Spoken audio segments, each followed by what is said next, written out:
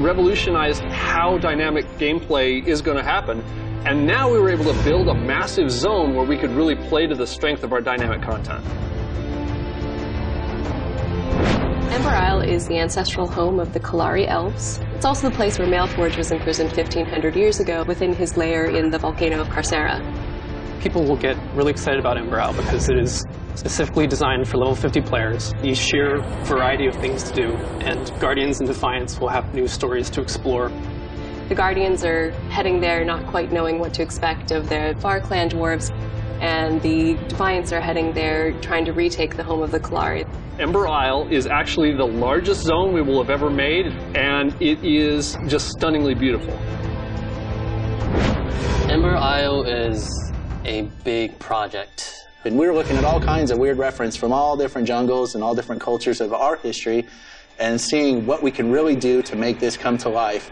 I think that's the general idea we want players to start feeling, oh, shoot, you know, I've never seen anything like that. The first moment you step onto Ember Isle, it's visually amazing. You look over and you see this enormous volcano, and it's got this plume of smoke going miles into the air. And then you start to get involved in the story, and you learn more and more about the source wells, and people immediately become immersed. The source wells represent a line to the heart of Tularo. Players will have to defend the source wells from the planes. They allow you to upgrade the defenses in the area around them, and they're the places that you're going to be able to get most of your quests. Caduceus Rise is the new dungeon. It is the biggest dungeon we've done so far. One of the things we wanted to do was do a much more non-linear, more exploratory dungeon that would let players pick and choose where they wanted to go and what bosses they wanted to kill. It has 11 bosses in its biggest form.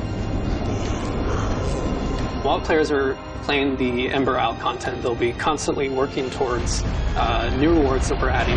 There are new dailies, new storyline quests, new artifacts, achievements, zone events, you name it, you know, we've got it. One of the things that we've never held back on is a steady stream of new content to our players.